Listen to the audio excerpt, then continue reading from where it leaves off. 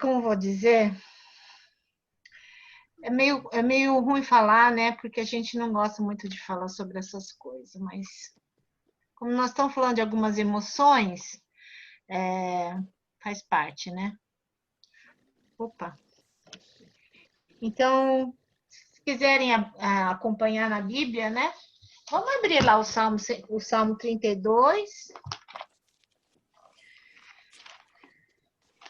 que a gente vai basear praticamente nesse salmo.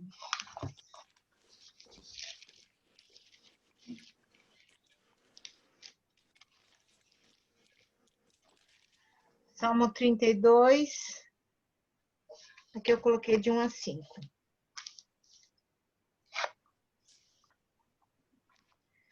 Bem-aventurado aquele cuja transgressão é perdoada, cujo pecado é coberto. Bem-aventurado é aquele a quem o Senhor não atribui iniquidade, e em cujo espírito não há engano. Enquanto calei os meus pecados, envelheceram os meus ossos pelos meus constantes gemidos todo o dia. Porque a tua mão pesava dia e noite sobre mim, e o meu vigor secou como no calor do verão. Confessei-te o meu pecado, e a minha iniquidade não mais ocultei. Eu disse: confessarei ao Senhor as minhas transgressões, e tu perdoaste a iniquidade do meu pecado. Tá? Então, aqui é o Salmo de Davi, né? Na época que ele pecou, e pecou, aí tentou matar, né? Para ocultar o seu pecado de adultério, de cobiçar as coisas do vizinho. E aí depois tentou matar e tentou, de alguma forma, eliminar seu erro sem precisar ter que confessar. Só que não tem jeito, tá? Então, a gente sabe que existe alguns sentimentos de culpa, né, que às vezes têm razão de ser, e algumas que às vezes outros cometem contra nós, né? Ou outros cometem o delito, vamos dizer assim, o pecado, mas às vezes a gente que sente a culpa. Por exemplo, muitas vezes os filhos sentem culpa por causa da separação dos seus pais. Não é culpa dele, mas ele sente culpado. Muitos filhos acham que por causa deles os pais se separaram, que é um engano, né? Mas existe esse tipo de culpa. Por exemplo, daquelas mulheres que foram abusadas. A gente tem um exemplo dessa criança da semana passada, né?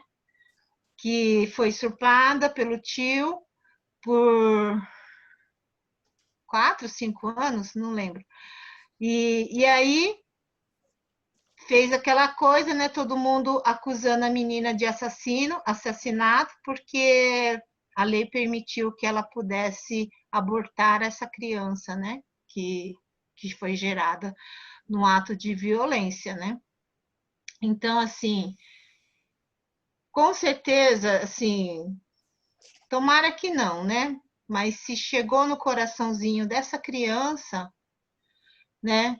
Quanta violência foi imposta em cima dela, né? Eu ouvi até de um pastor, eu acho, que falou que a menina, se ela estava sendo abusada por 4 anos, é porque ela estava gostando. É um absurdo a gente ouvir um troço desse, né? Eu fico triste. Mas então, existem essas culpas que as pessoas colocam em cima da outra, né? Às vezes a pessoa não cometeu nada, né? Mas muita gente quer pôr a culpa sempre na mulher, né? Por exemplo, no caso, quando ela foi abusada, geralmente eles querem colocar a culpa na mulher, ou porque ela estava vestindo uma roupa sensual, ou porque ela deu mole, ou porque ela, entendeu? Então, gera uma porção de culpa nas pessoas que, na verdade, são culpas irreais, tá? Então, assim, parte dessa mensagem foi tirado daquele livro Aconselhamento Cristão, do Gary Collins. Então, se você quiser aprofundar um pouco mais esse assunto, pode dar uma lidinha lá, tá? Ele é um livro muito legal, assim, de aconselhamento, Usei bastante na época do seminário. Nós estudamos, tá? Então, vamos ver alguns tipos de culpa. Existe a culpa real de alguma coisa que você, de uma lei que você quebrou, né? E dentro dessa culpa real, são 4 tipos de culpa. Tem a culpa legal, quando a lei é quebrada, por exemplo, ultrapassar o sinal vermelho, roubar um chocolate, ou então, diante da lei, você é culpado. Tá? Então, essa é a culpa real quando você quebra uma lei. Tem a culpa social, quando a gente quebra uma lei que não está escrito, mas que é imposta pela sociedade. Né? Por exemplo, fazer fofoca, fazer uma brincadeira de mau gosto, comportar-se com uma grosseria. Não é que você quebrou nenhuma lei, mas você quebrou uma lei social, né? Um ético social, tá? A culpa pessoal é quando a gente não faz aquilo que é correto. Por exemplo, você recebeu um troco que não está certo, mas você não devolve. Ah, porque o erro foi do outro, não o seu. Entendeu? Tem gente que quem quer manter a consciência limpa não comete esse tipo de erro, né? Quando você vê uma pessoa necessitada, né, e você prefere não ajudar. Então, assim, é uma culpa que você sentindo ou não, né, você não fez aquilo que era correto, tá? Então, aqui é a culpa pessoal. A culpa bíblica é quando a lei de Deus é quebrada, tá? Que a Bíblia chama de pecado. Então, quando você comete algum pecado, né, que é você desobedecer, não fazer aquilo que é a vontade de Deus, então você comete um erro, então você tem essa culpa bíblica. Culpa sentida, o que que é? É um sentimento desconfortável de remorso ou vergonha que surge quando a gente fala, ou a gente faz, ou a gente pensa alguma coisa errada, tá? Quando a gente deixa de fazer aquilo que a gente entende que é certo, tá? Então, o sentimento de culpa, quando a gente cometeu algum pecado, ele é bom, ele é benéfico, porque se você não sentir culpa, você não vai querer não vai se arrepender e nem querer confessar, tá? Então, há um benefício da gente sentir culpa, né? Que é a gente poder corrigir aquilo que a gente fez de errado. É que nem o medo, né? Se você não tem medo, por exemplo, se você não tem medo da morte, você vai se arriscar a atravessar a rua sem ver, né? Você vai fazer coisas, se aventurar a fazer, correr riscos, né? Porque você não sente medo, né? Então, assim, né, alguns sentimentos surgem para nos ajudar, né? Para nos alertar e para nos melhorar, vamos dizer assim. Né? Então, tem o sentimento de culpa que é benéfico quando a gente consegue perceber que alguma coisa está errada e a gente vai lá e corrige. O ruim é você sentir um sentimento de culpa que não é real, né? Tá? Que é imposto às vezes por outros ou imposto por causa das que a sociedade acredita, né? Então vamos ver o que a Bíblia fala. A Bíblia ela não dá uma distinção entre uma pessoa culpada e aquela que cometeu o pecado, tá? Geralmente a pessoa culpada na Bíblia é aquela pessoa que cometeu uma desobediência da lei ou do princípio de Deus, tá? Que a palavra de Deus ensina. Então, assim, Deus deseja que a gente possa compreender nosso pecado e quando a gente sente a culpa que vem de Deus, é para que a gente possa ter oportunidade para poder mudar o nosso comportamento e buscar o perdão de Deus, tá? E também resolver, né? Se houver algum conflito também com outras pessoas. Agora, como eu falei, é difícil quando existe uma culpa que não é real e quando outra pessoa pode colocar um sentimento falso por causa de algum peso, né? Que a pessoa, alguma coisa, a cobrança, de alguma coisa que ela fez ou que ela, né? Que às vezes tem gente que cobra mais do que Deus mesmo, né? Porque Deus, ele permite algumas coisas para que a gente possa ser transformado, mas ele não fica nos culpando. Pelo contrário, né? Ele mandou Jesus para pagar os preços de todos os nossos pecados. Então, a solução de Deus para para a nossa culpa, para o nosso pecado, foi ter mandado Jesus, tá bom? Então, aqui eu coloquei assim: existe uma tristeza que é, segundo Deus, que é uma tristeza construtiva, que nos ajuda a realmente perceber que fizemos coisas erradas, então produz arrependimento para a salvação. Aí coloquei aqui 2 Coríntios 7:10, né? Para os dois itens. Eu vou ler.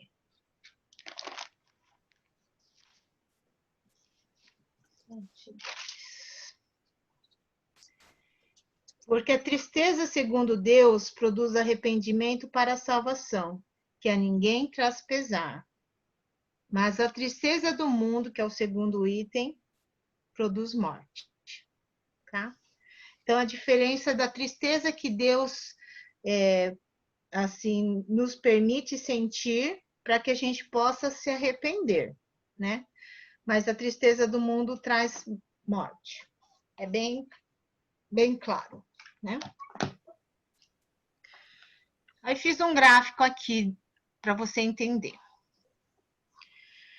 Quando você tem, vamos dizer assim, a tristeza do mundo, que é o complexo de culpa, né? Quer dizer, que pode até assim fazer você se entristecer, mas não faz você mudar, né? E a tristeza construtiva, tá dando para enxergar? Então, assim, no complexo de culpa, a pessoa que é focalizada é você. Na tristeza construtiva, que é segundo Deus, a pessoa que é focalizada é Deus e as outras pessoas, tá? No complexo de culpa, a atitude que é focalizada são os seus erros do passado, né? Agora, na tristeza construtiva, que é segundo Deus, são prejuízos, assim, a pessoa foca nos prejuízos que foram causados a outros e vontade de realizar obras corretas no futuro. Tá conseguindo, dá para perceber a diferença, né? Agora, a motivação para a mudança. No complexo de culpa, ele tenta evitar, né, os sentimentos negativos, então nega, né, foge, de algum jeito não quer enfrentar aquele sentimento. Agora, na tristeza construtiva, ela vai tentar ajudar os outros, vai realmente querer uma mudança, vai promover seu próprio crescimento, vai tentar fazer a vontade de Deus. É uma diferença bem grande, né? Um não faz nada, o outro tenta consertar. A reação no complexo de culpa, você sente ira, frustração e autocrítica. Ou seja, fica remoendo toda aquela situação, mas não vai resolver para nada, né? Só vai deixar você com sentimentos ruins. Na tristeza, segundo a Deus, você vai ter um amor e um respeito combinados com a preocupação de não só de você resolver isso, mas de você talvez resolver os conflitos e outras coisas que pode ter acontecido, tá? Então, resultado complexo de culpa. Pode até ter uma mudança, mas é só uma externa. Quer dizer assim, aparentemente parece que está bem, né? Mas vai faltar crescimento, vai ter mais culpa. Na tristeza construtiva, segundo Deus, vai gerar em você arrependimento, mudanças baseadas numa atitude de amor e respeito mútuos, né? Então, vou dar um exemplo. Você está ouvindo música com um amigo e acidentalmente você liga o aparelho dele na voltagem errada e queima. No complexo de culpa, você vai ter, me desculpe, como eu sou desastrado, que situação horrível. Né? Se desculpou, tudo bem, mas tipo, foi um erro, um acidente, aconteceu, tá? A pessoa que, né, ouve isso vai se sentir assim, tá, quer dizer, a pessoa fez a coisa errada e ficou nisso, né? Pode ficar ofendido e chateado com essa situação. Mas se a pessoa estiver na tristeza construtiva, que é segundo Deus, ele vai ter uma reação. Sinto muito, né, por ter feito isso. Eu vou buscar o meu aparelho de som, vou deixar com você enquanto o seu estiver consertando. Então, assim, percebe a diferença? Vai tentar resolver a situação e não vai jogar o erro para cima do outro. O que acontece no complexo de culpa, né? Que muitas vezes você é que nem a Eva, né? Ou que nem o Adão, né? Quando Deus perguntou: "Por que você comeu?" Uma coisa que eu falei que não era para comer.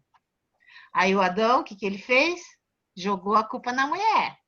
Essa mulher aí que você me deu. E jogou a culpa em Deus, né? A mulher que você me deu. Foi ela que levou a pecar. E quando Deus foi para a mulher falou: "Foi a serpente que me enganou, né? Essa maldita aí que me enganou." No complexo de culpa, você sempre vai jogar para cima de outras pessoas. Você mesmo não quer perceber ou aceitar que você está errado. Agora, se você sente aquele remorso, né, ou arrependimento que vem de Deus, não gosto de usar o remorso, porque o remorso só remói, mas não resolve nada, porque é aquela aparência externa, né? Que mostra que está arrependido, mas na verdade não está. Porque aí, quando você tem esse sentimento que vem de Deus, você vai querer resolver, você vai querer se retratar diante do outro, tá? Causas da culpa. Antes que vocês briguem uns com os outros, vamos ver as causas. Eu já estou vendo umas olhar um para o outro, né?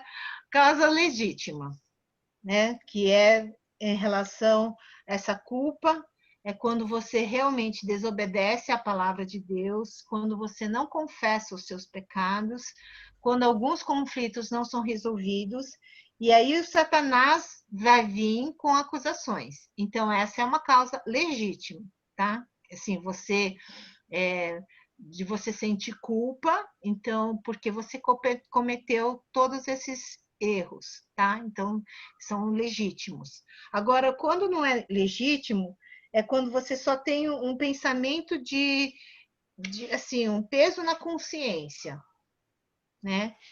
Quando você tem esse desejo de querer agradar as pessoas, de ser perfeccionista, quando você tem um padrão muito alto, né? Assim, da moral, né? Então você vai ter o sentimento de culpa, mas ela não é legítima. Quando também tem o engano que é ministrado por falsos mestres. Tem muita gente que está ensinando muita baboseira assim, que quando eu ouço eu falo, Senhor, e quanto peso que esse engano, né, de um ensino enganado traz no coração das pessoas. Eu sinto muita pena, muita dó assim das pessoas que estão sofrendo por causa desses enganos. Misericórdia, né? Eu penso assim, eu sempre falo para Deus, eu sinto uma responsabilidade muito grande quando estou trazendo o ensino de não falar nenhuma coisa que não seja de Deus, sabe? Então, assim, tenho esse temor, porque eu sei que vai ser cobrado de mim. né? Porque Jesus falou, ai daquele que fizer um destes pequeninos, né, cair, ai, me dá um temor, e quando eu vejo quantas pessoas falando tantos absurdos, enganando tanto o povo que é tão simples, então, e eu penso que hoje também as pessoas não estão nominando o pecado, né? O pecado hoje, eu li até uma frase no Facebook essa manhã e eu falei, misericórdia, Senhor, né? Estava escrito assim: hoje as pessoas chamam o pecado de demônio. Então eles ficam procurando libertação, mas não se arrependem. Percebe o engano? Porque é mais fácil você pôr, né, culpa no demônio, no diabo. Foi o diabo que fez. Não, foi você que fez, você que roubou. Foi talvez estimulado pelo diabo, com certeza. Mas se caiu no pecado, meu filho, quem errou é você. Mas hoje o pessoal, por causa do amor de Deus, fica suavizando o pecado, né? E a gente tem que entender que o pecado ele é real. Se você cometeu, você tem que confessar.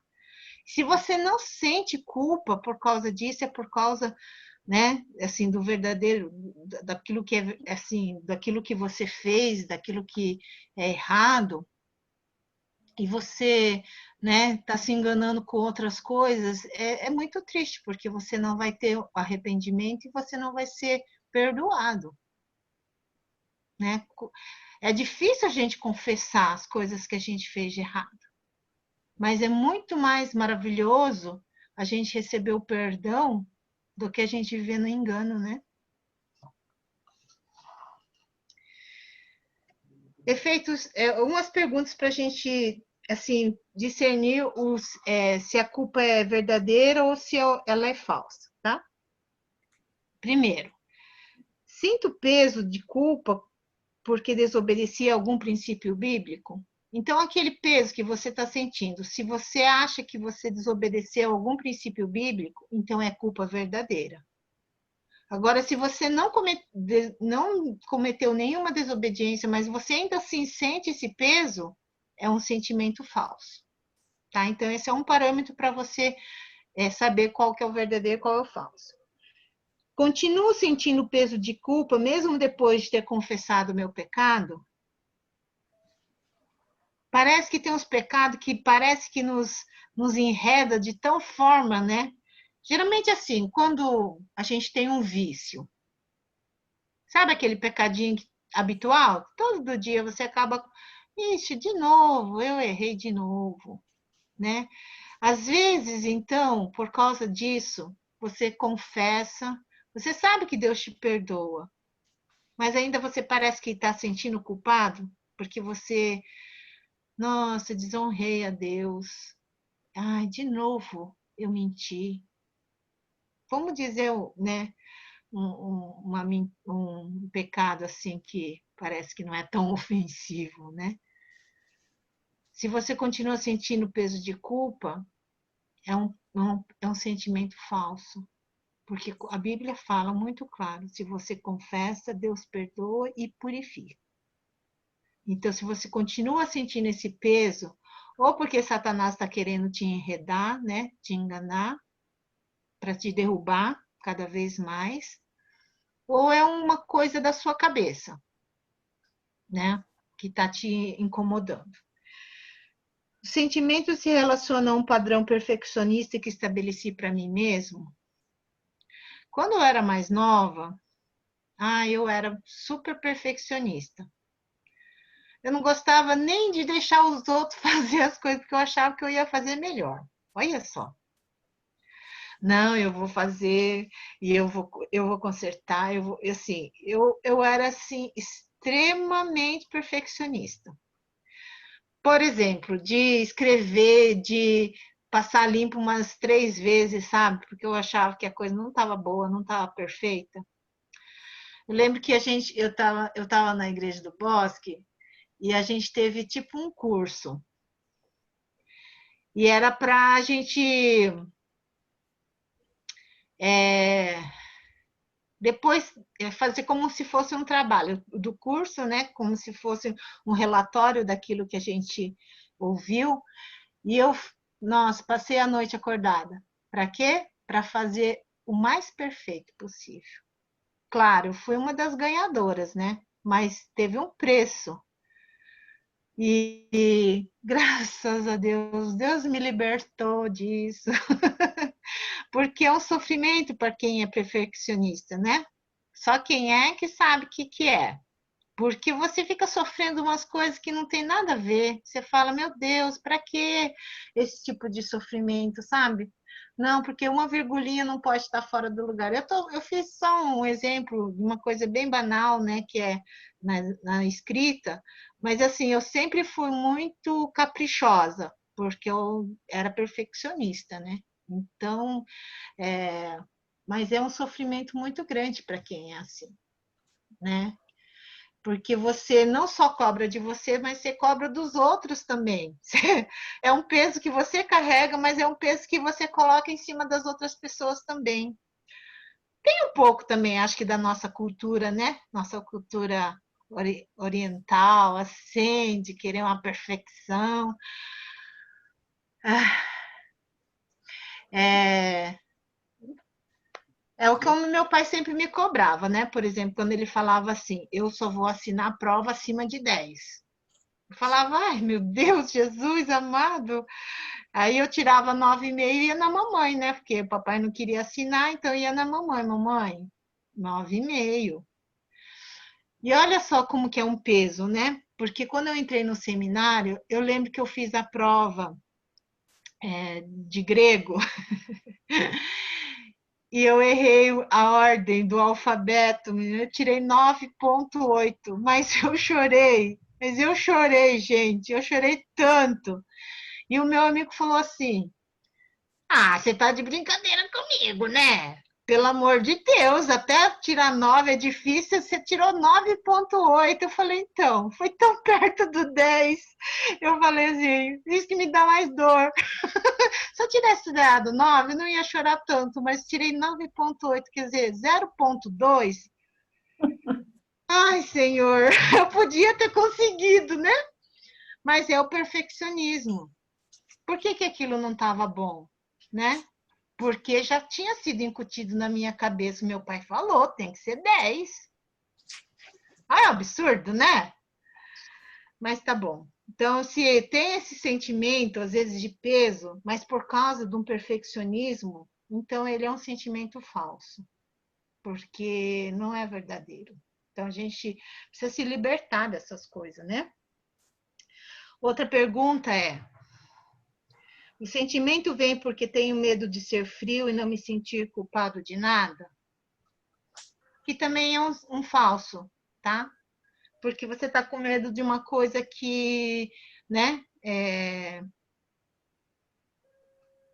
que não o pecado, que é o que é ofensivo, aquele que você fez de errado, tá?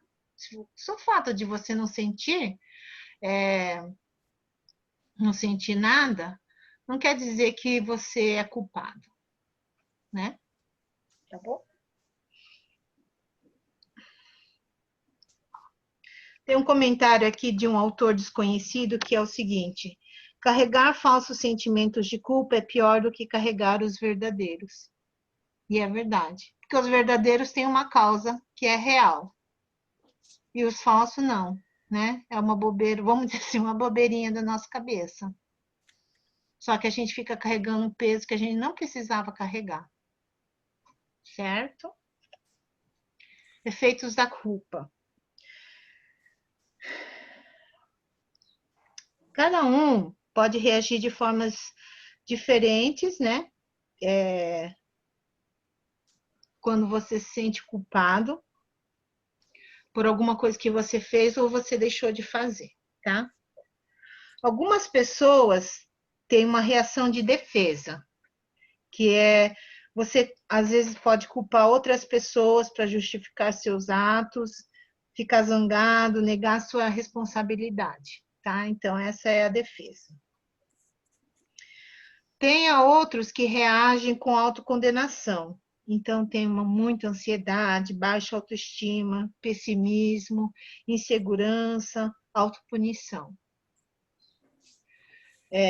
Alguns têm uma reação social, que é se afastar das pessoas e afastar as pessoas, né, de si e se afastar delas, tá?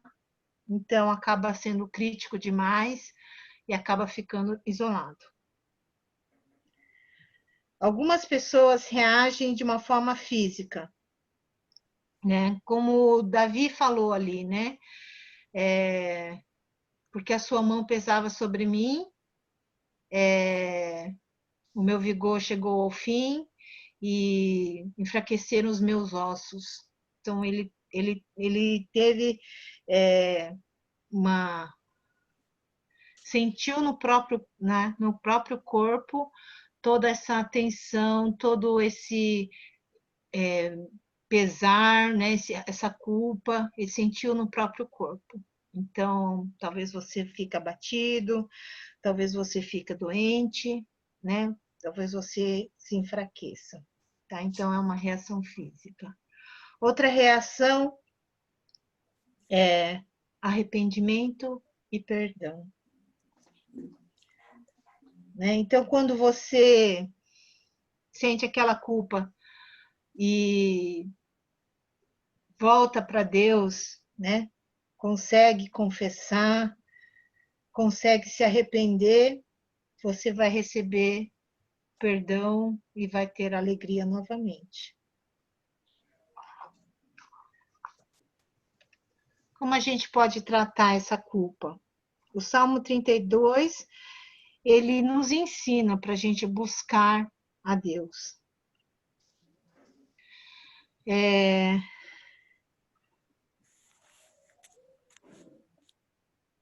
Então, Davi foi, né? Tudo bem, ele precisou que um profeta viesse falar com ele para ele poder compreender como ele estava errado, né? E foi uma culpa de uma consequência moral, né, dele, tá? Então ele precisava, quando o problema é moral, a gente precisa se voltar para Deus, porque o tratamento é espiritual, tá? A doença moral, ela pode afetar a mente, a alma e o corpo do ser humano.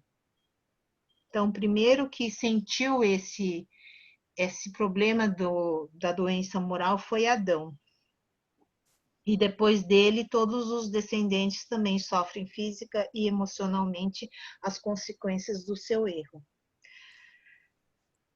Mas graças a Deus que essa doença tem cura e ela é tratada quando a gente vai até Deus, né, e confessa e recebe o perdão.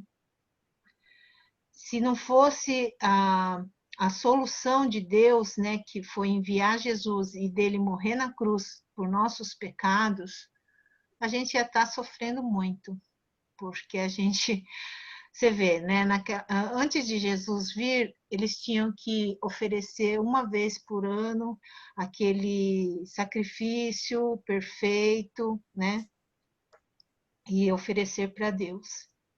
Então, Jesus, ele já pagou esse preço para nós. Então, a gente não precisa ficar oferecendo toda vez um sacrifício. Hoje, é somente se achegar até ele. Eu coloquei aqui de João 8, de 3 a 11, que é aquele episódio em que aquela mulher foi pega no adultério e ela foi pega no flagra. Eu achei interessante que a Igreja de Americanópolis estão estudando exatamente essa passagem, né?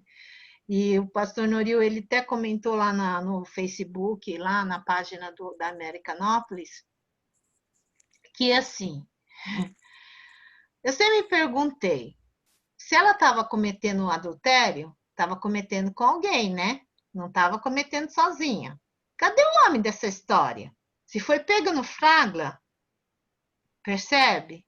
Se foi pega no flagra, por que só aparece a mulher?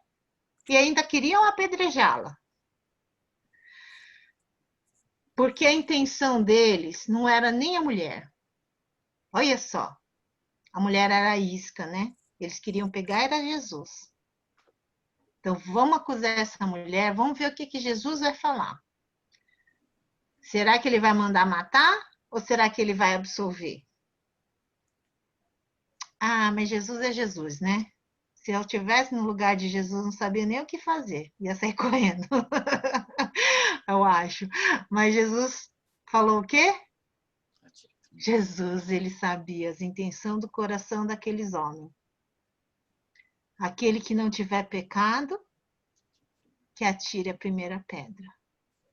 Quem é que não tinha pecado ali? Só era Jesus, né? Só Jesus não tinha pecado. Jesus podia ter atirado a primeira pedra. Eu não tenho pecado, então eu vou atirar nessa mulher. Ia começar um monte de pedrada lá. Jesus ficou quieto. Diz que ele ficou lá escrevendo. Alguns falam que ele estava escrevendo uma lei, não sei o quê. E aí, o que ninguém estava esperando é que Jesus pôs tipo um espelho, né? Na cara deles. E aí foi saindo, diz que, né? Foi saindo, cada um foi saindo. Mas olha bem, será que Jesus estava relevando, sabe? Jesus baixou o padrão da moral quando ele não condenou aquela mulher? Não. Será que ele estava provando o pecado do adultério que destrói famílias, né? Não. Porque o que é mais lindo de se ver nessa passagem é que quando todo mundo foi embora, ficou só a mulher e só Jesus. Jesus falou para ela: cadê todo mundo que estava te acusando? Cadê todo mundo que queria me pegar, né? Tipo assim. A mulher falou: ah, foi todo mundo embora, ficou só eu e você. Mas Jesus falou o que para ela? Vai e não peques mais. Jesus reconheceu que ela estava em pecado também, mas ele não condenou. Mas ele instruiu ela para sair daquela vida, para consertar a vida dela com Deus. Vai e não peques mais. Às vezes a gente fica querendo achar culpa, né? Culpados, querendo jogar pedra nas pessoas. Eu penso aqui que Jesus, ele tratou com a mulher, só com a mulher, o que ela precisava. Por que ele não falou isso na frente de todo mundo? Porque é aí que todo mundo ia jogar pedra, né? Eu lembro que eu tinha uma dor, né? Eu até contei para vocês numa mensagem, né?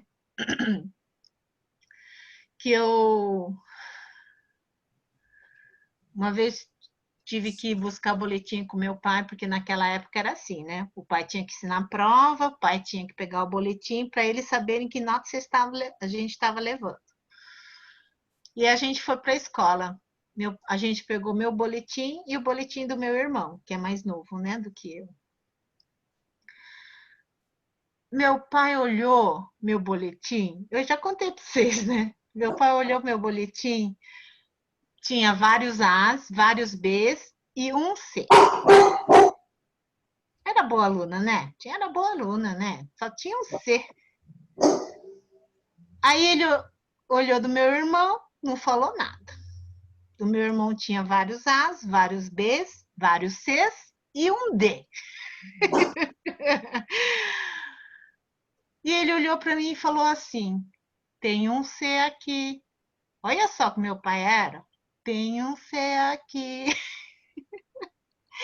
Aquilo foi tão doloroso para mim, porque ele falou do meu C, mas não falou do D do meu irmão, que era muito pior, porque era uma nota vermelha, o meu era uma nota azul ainda, né? E eu lembro que no seminário, isso foi na minha adolescência. Apesar que no seminário também eu ainda não tinha saído da adolescência, né? Porque eu entrei com 17.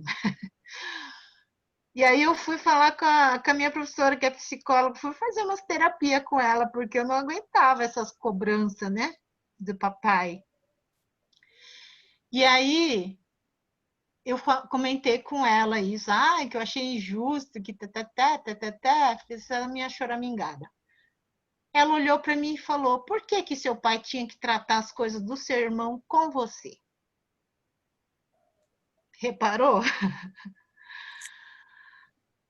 É mesmo, né? Tá certo. Ele tinha que tratar as minhas coisas comigo, as coisas do meu irmão com ele. Não tinha que falar nada das notas dele, mas eu que já comparei lá, né? Eu estava melhor e ainda assim eu fui cobrada dele. Não sei se meu pai chegou a cobrar do meu irmão. Acho que não. No final, acho que não. Eu acho que não, mas também não me importa mais agora. E aí a mesma história dessa mulher. Jesus não precisava falar dela na frente de todo mundo. Jesus tratou com ela, somente com ela. E eu penso assim, que a gente pode ir até Deus, porque Deus vai ser justo. Ele vai tratar conosco aquilo que é conosco. O que é do nosso irmão, que às vezes vira, mexe, a gente fica tentando falar, meu irmão é pior, né? Deus vai tratar com ele. Não precisa você ficar julgando, não precisa você ficar apontando. Não precisa você querer ficar jogando pedra. Então eu penso assim, como o nosso Deus é amoroso, né? Como é lindo como ele trata conosco também. Mesmo quando o nosso pecado é real, quando nossa ofensa é real, Deus trata conosco com amor e com justiça, né? E ele vem e eu acho que, não sei, talvez Jesus estivesse escrevendo lá, eu vou morrer por isso também. Eu vou morrer por esse pecado do adultério dessa mulher e daquele homem que nem aparece. Eu vou morrer pelo pecado de todos. Pecado que alguns consideram pequenos, pecado que alguns consideram grandes. Vou morrer pelo pecado de todos.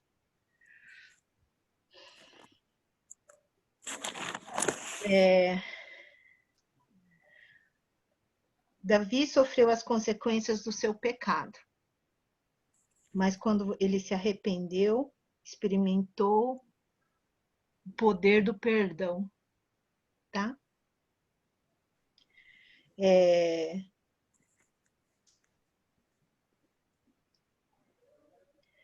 Às vezes você, por causa do sentimento de culpa, né?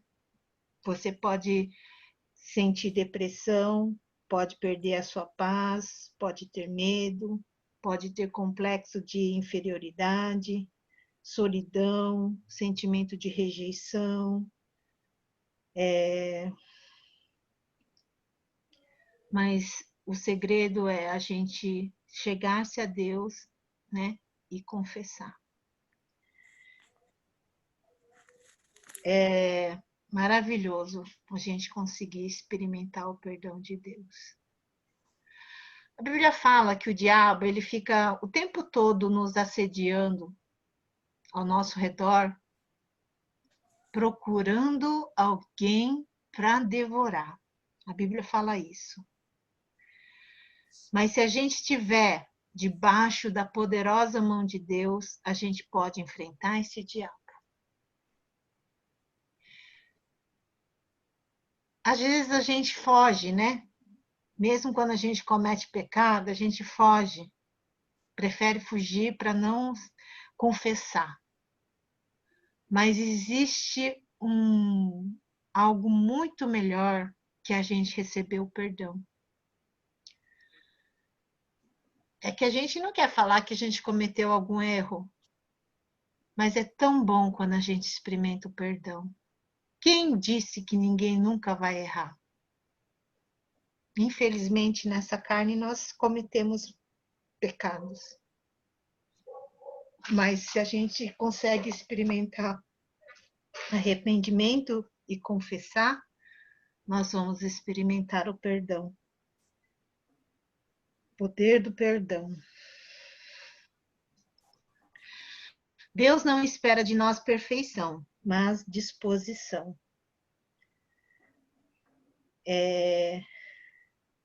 Deus deseja que a gente se achegue a Ele de uma forma sincera e disposta a fazer a vontade dEle, tá?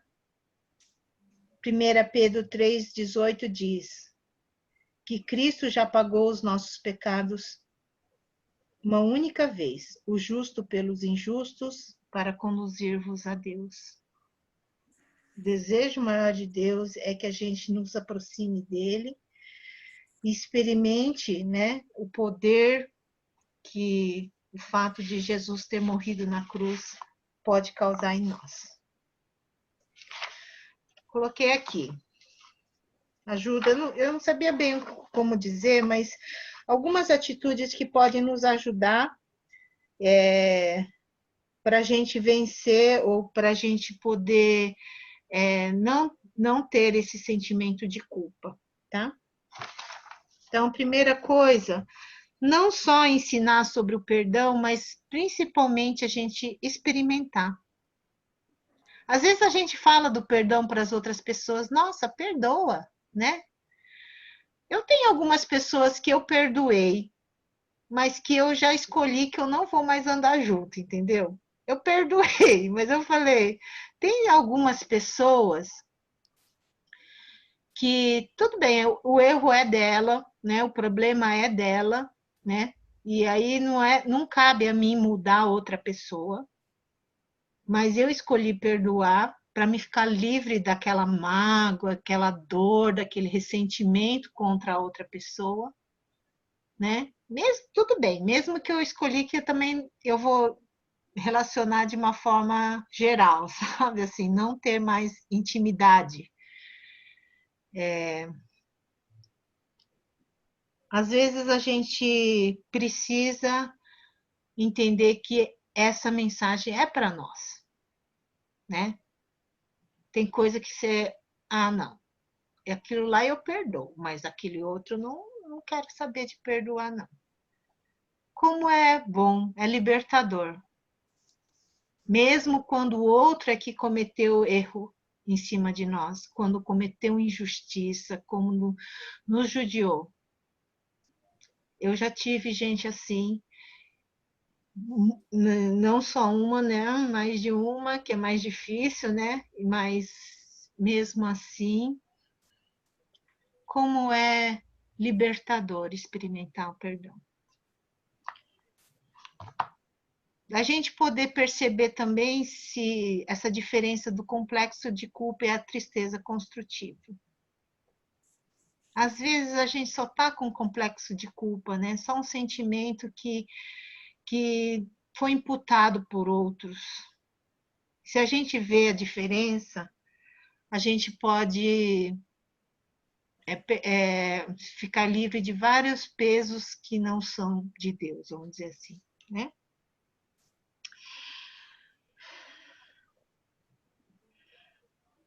Ajudar os outros irmãos a compreender que Deus conhece nossas fraquezas e não nos rejeita por causa delas, mas perdoa, ajuda e restaura com amor todo aquele que, arrependido, confessa seu pecado a Ele. É para uma forma de você se prevenir, né, dos sentimentos de culpa. Então, às vezes, alguns irmãos precisam saber que Deus não está cobrando aquilo que eles estão cobrando de você. Às vezes, os irmãos cobram mais coisas que Deus nem está aí, nem está falando nada. Então, para a gente não ter um sentimento falso, a gente tem que ajudar esses irmãos a entender que Deus nos aceita como somos. Ele morreu na cruz do jeito que nós somos. Não precisou ficar bonitinho para Deus nos aceitar. Tá? É bom estudar bastante a Bíblia e ver o que é certo e o que é errado. Porque às vezes o que a gente pensa que é certo, nem sempre é o que Deus está falando que é certo, né? E aquilo que é errado também, consequentemente. Lembrar que os sentimentos de culpa nem sempre são maus, pois podem nos estimular a confessar o pecado ou resolver um conflito de relacionamentos. Então, nem todo sentimento de culpa é ruim. Às vezes é importante a gente experimentar isso para poder se arrepender e confessar.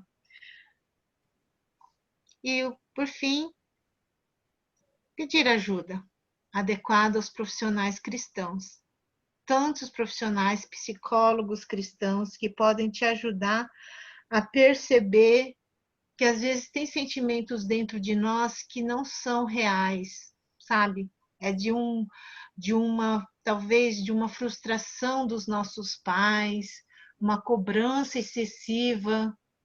Pensar que eles também são humanos, né? E cobraram de nós também de uma forma porque foram cobrados. E às vezes a gente então, eu também achava, quando eu era mais nova, né, que quem ia no psicólogo era louco. Hoje eu penso assim, loucos somos nós que não vamos, né? Porque eles nos ajudam a perceber mais a nossa humanidade, nos ajuda a, a entender uns pensamentos que quase nos enlouquecem, né? Então, quem está indo lá é quem é mais normal. Muitas vezes nos ajuda. A gente tem cada pensamento que não é certo, Senhor, né? Então, se você não consegue lidar com algumas emoções, isso é muito bom. Eu já tive terapias de grupo e também tive um tempo de ajuda, né, psicológica. E uma pessoa já se ofereceu, eu já comentei com vocês, que é a Chel, né? Mas tem outros psicólogos cristãos, né? Talvez que você tenha contato, psiquiatras. Eu tenho alguns amigos que de vez em quando eu recorro para eles, né? Porque uma vez eu falei, eu não sei se o problema é psicológico, né? Um problema mental da pessoa, ou se é problema espiritual. Então eu precisava de distinguir com ele o que ele achava que era psicológico, porque era tipo assim, era um menino que ouvia vozes, né, tipo assim, como se fosse fantasma, e e aí não sei se ligava ou desligava a TV, sabe, assim, sozinho, e eu via arrastando correntes pela casa. Então eu não sabia se era tipo uma esquizofrenia ou se era uma opressão demoníaca. Então eu fui perguntar para esse psiquiatra. Ele falou assim, Lica, quando é uma coisa que é só tipo assim da cabeça dele, né? Ele está ouvindo vozes, ele está vendo não sei o quê, pode ser uma esquizofrenia. Mas quando liga a TV e desliga a TV sozinho, isso já não é esquizofrenia, entendeu? Porque tem outras coisas envolvidas, objetos, né? Então aí ele falou, aí já é opressão demoníaca, é alguma manifestação demoníaca, né? Então, assim, às vezes nós precisamos de uma ajuda profissional para perceber algumas situações que sozinha a gente não consegue. Conclusão. A reação construtiva, aquilo que é importante para nós quando a gente sente culpa, é o arrependimento e a confissão e o abandono do pecado.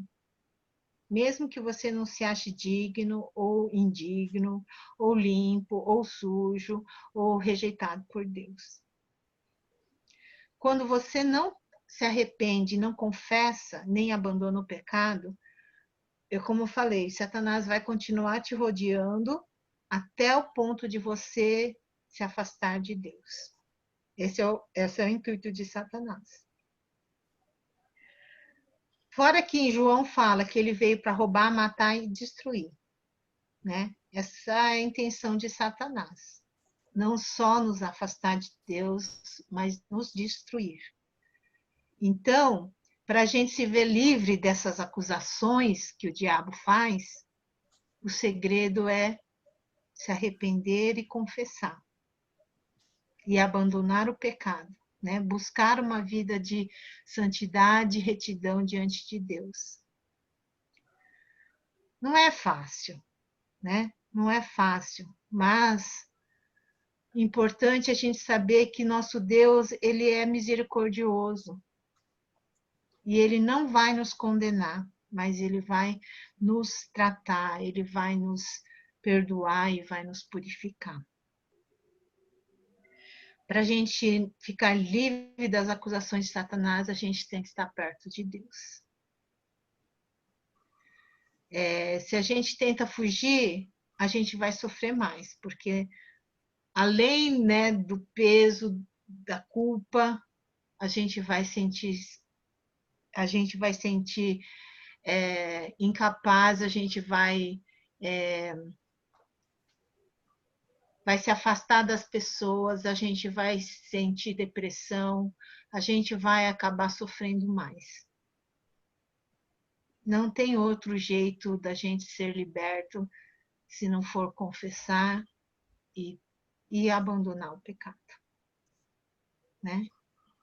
Jesus não atirou a pedra naquela mulher, mas ele falou para ela: vai e não peques mais. Ele nos ajuda também a enfrentar, né, essas coisas que a gente tem sentido. Então é bom quando a gente sente culpa pela coisa que a gente fez, né, de errado, porque a gente vai tentar consertar, né? Vai tentar chegar até Deus. Se você não sente nada, aí é mais complicado. Você vai sentir essa tristeza, mas vai ficar com esse peso.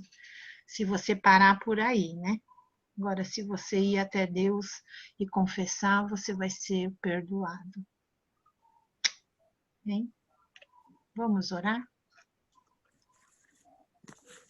Senhor, eu te agradeço porque o Senhor nos ama, o Senhor nos perdoa, o Senhor entende cada um de nós, sabe nossas fraquezas, sabe nossas necessidades, sabe nossas dores, sabe os nossos traumas, cobranças que recebemos.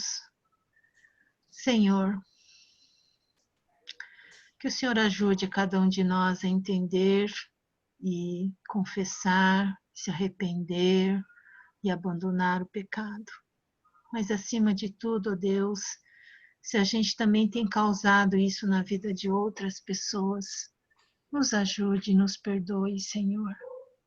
Que a gente seja consolo, que a gente seja estímulo, que a gente seja apoio de outros e não peso. Eu te peço, Senhor, forma em nós uma comunidade que ajuda a encontrar o perdão, perdoa mutuamente uns aos outros e ajuda o outro a perdoar também. Que possamos ser canal do teu amor, não da condenação, não da cobrança, não do julgamento, Senhor. Nos ajude, Senhor. É o que eu te peço, Senhor, e te agradeço em nome de Jesus. Amém. Amém.